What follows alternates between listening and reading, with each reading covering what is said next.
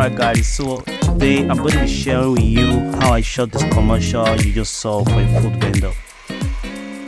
I started off with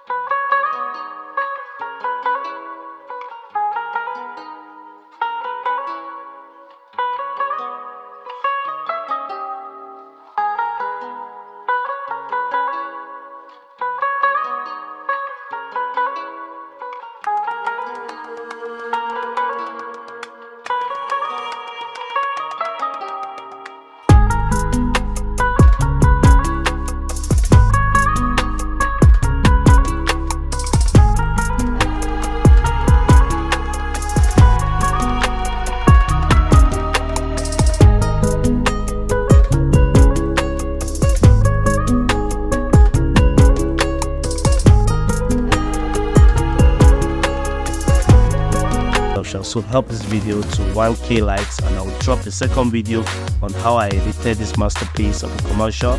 You can also leave any questions that came to your mind while watching this BTS in the comment section as well. So yeah, see you soon.